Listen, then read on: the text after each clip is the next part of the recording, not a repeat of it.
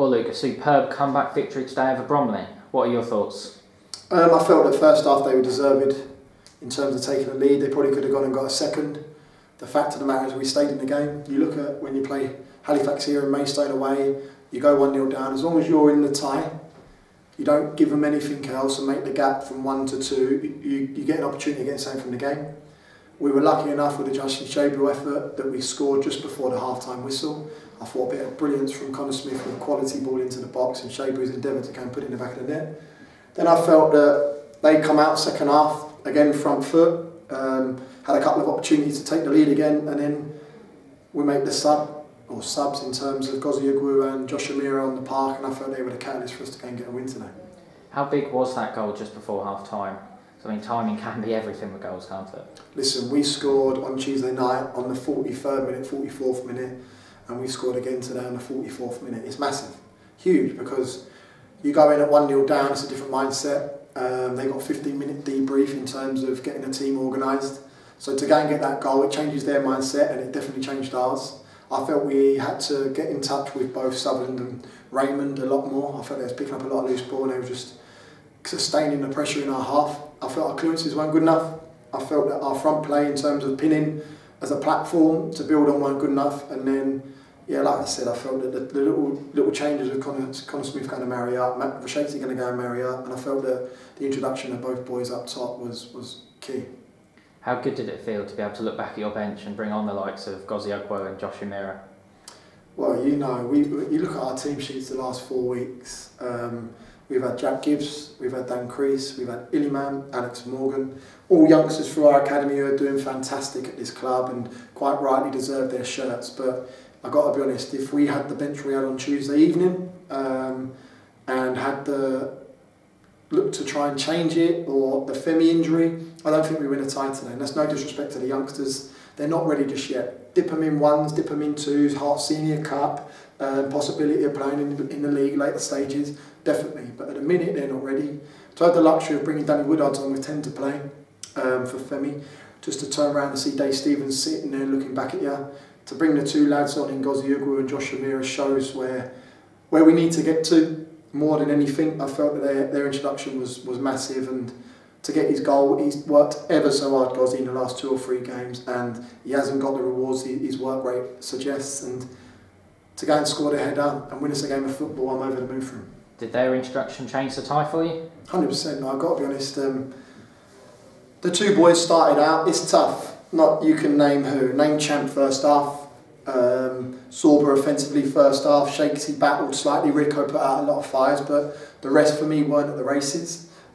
Second half, as a collective, all of us come to the races, but as a defender, I know when the ball goes up to a striker and it doesn't stick, you're constantly on the back foot, you're always facing your own goal. So to have that platform in Amira and Goziagwu's second half, especially for 35 minutes, was massive. And they ran channels, they were big and strong. To have the luxury to go, you two off, you two on, which I haven't had this season, was ever so pleasing.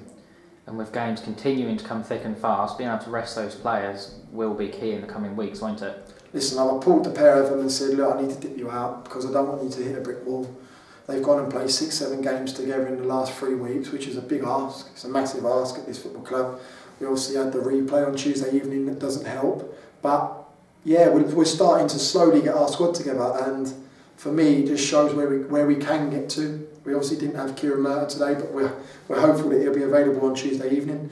Got to see the extent of Femi and Isamnu in terms of his injury, but across the board we're slowly starting to get our squad back together, and hopefully we go to Aldershot on Tuesday night full of confidence. Obviously, we've spoken about him a lot recently, but Sorba Thomas got his rewards for another hard-working performance today with a nice little assist. The ball was unbelievable. I've got to be honest, Connor Smith was on him prior to the session yesterday. In a team meeting, we said that Connor Smith will take all set pieces, put them in there on the money. Then Sorba's gone and delivered 2 or 3 yesterday in a training session, and they were unbelievable. And I said to him before he took the free kick, believe what you did yesterday and implement it in that set piece, and boy did he. So all Gozzy had to do was take it off his line, didn't have to generate any pace or power. He literally took it off his line, scored in the back of the net. So over the moon to Sorbs, he's slowly starting to get it. Can you isolate him in defensive areas? Of course you can. He's not a defender, he's a wide boy in terms of an offensive wide boy. So what he brings for you to carry the ball high apart, to take you in the attacking zone is brilliant, but he needs to improve his defensive duties. You said before the game how well you get on with their manager, and during the game that you forget your friendships, and that seemed to be the way today. Listen, I love Smudge. I said it prior. I love the club in terms of what Jerry's done for that club and what Smudge has done for that club. For 90 minutes, I'm a different beast. No disrespect, I'm winning a game of football, and whoever's in the way, I've got to march over him in terms of that. Yeah, we had a disagreement.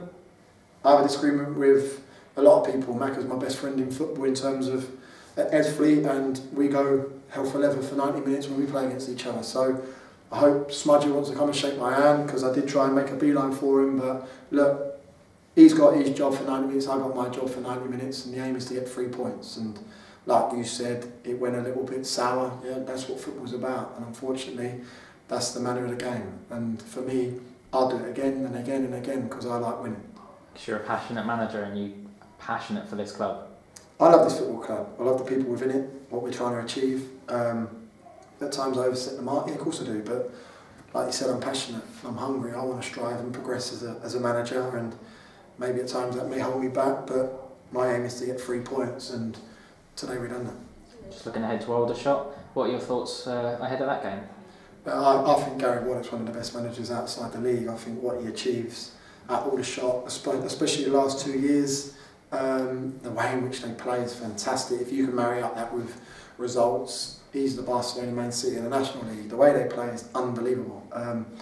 We have to set up a game plan against them because they play a very expansive game of football and make the pitch very big. And at Aldershot, it's huge. But I know they've gone and got beat 3-0 today against Gateshead, so they got a journey back south a bit upset, and I can imagine they're going to try and put a lot of wrongs right on Tuesday evening, and it's for us to make sure that we continue to form we're in.